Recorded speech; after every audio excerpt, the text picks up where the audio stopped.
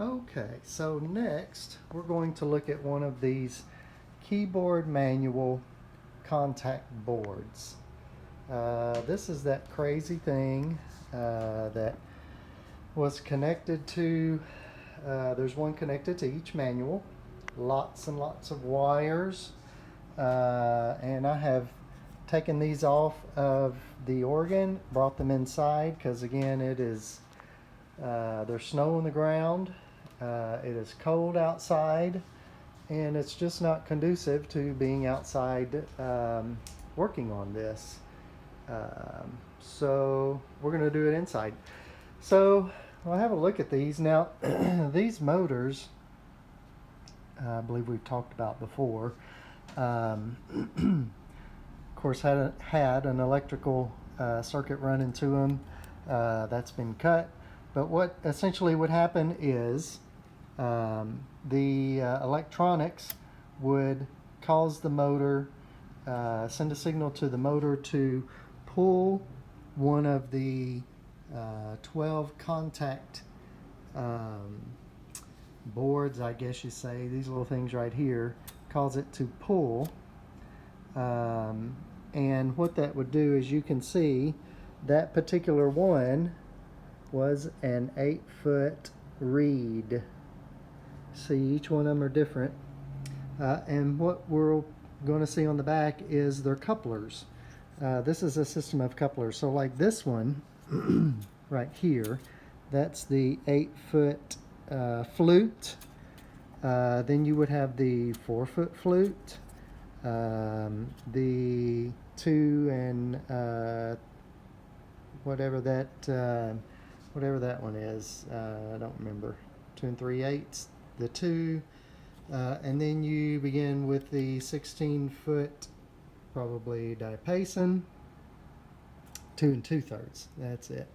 The mutant, the 2 2/3 mutant there. So 8, 4, 2 2/3 mutant flute, 2, and then the 2-foot flute. Then you go to the diapasons, and then finally down to the reeds. And each one has its own thing. Now when that pulls, I don't know if you can see it real well, but it's pulling a system of contacts into a new position. Let's see if I can just get in on that one. You can see that. And then, so the key is resting right here. So you would push the key. It would then in turn raise up, making contact with this metal bar, which then would, that's how the key is played. The metal bar would make contact with any or all of these that are activated and close the circuit.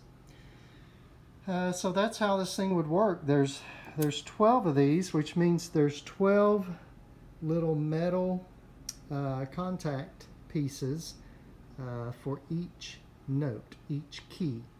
Whereas our pedal board, with those contacts, there were 4 wires for each key. Well, this one, there's 12 wires for each key. So what I'm going to do, we'll flip this over. I'm going to flip this over real quick. I'm going to be careful because on the back of this is the spring that brings the key back into place once it's released. So I'm going to carefully flip this over, and we're going to look at the back of it. Excuse me just a minute while I do this. I am holding my phone doing this. Okay, so here's the back of it, and again, this is the very back of the board. This is the spring where, when you release the key, it pulls the actual metal bar that makes contact with those 12 wires we saw. Pulls it back into position. And interestingly enough, if you notice, okay, sorry if I'm going too fast. There is a red wire, like we saw on the pedal, one red wire connected to that, which means, don't know if you can see it real good. Let me angle this up a little bit. That is going to be the common ground, which means this copper looking metal plate going all the way across here is your common bus. And again, that will have to be cut into sections for the 8x8 matrix because it looks like it's one piece. It is one piece.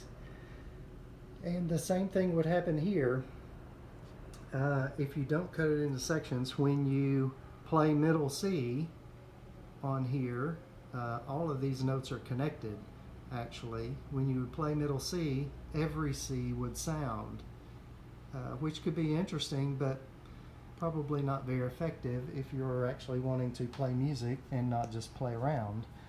So anyway, the 12 wires that we saw, here's the other end of them, the contacts, where you see all of these wires coming out here. All of them have a contact connected to them. If you notice on here, some of them have more than one wire. And on the back of it, they have, again, the names of what type of stop it is, flutes, diapasons, and reeds, and then the foot of each one. The flute, there was your 8 foot, the 4 foot, the 2 2/3. That's the mutant, and then the 2, then your diapasons, 16, 8, 4, 2 2/3 mutant, 2, 1 1/3 mutant, and the 1 in the diapasons.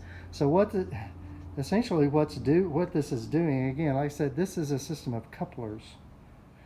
So you have your 16 foot, or you might have your 8 foot, which would be the original, and then for the next section, if the 8 foot's the original, then the 4 foot has probably that white wire running an octave higher, which is going to, it's one sound, but now it's playing in 2 octaves.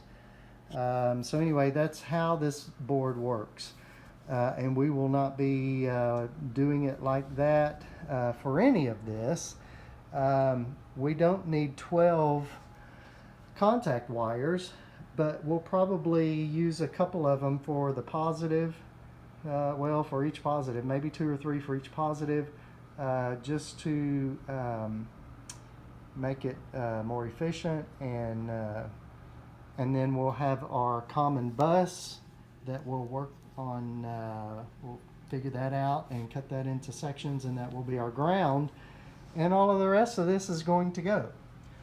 So what I'm going to do right now, this was the wire, of course the snake coming from the old electronics, so I'm going to cut the lacing here, along here. I'm going to pull these wires. I don't know if you could notice, but they have, like right there, the wires go through holes that come out the other side, and then they all connect to the snake. So what I'm going to do is I'm going to cut the lacing off of this snake, get all these wires loose, pull them through their holes where they're going through, and get them where we can get all these wires off here, because we're not going to use them. Additionally, here are those motors that are now upside down. Additionally, we're going to take these motors off, get them out of the way. They will not be used. So we're going to do that next, and I'll touch base with you as we go along.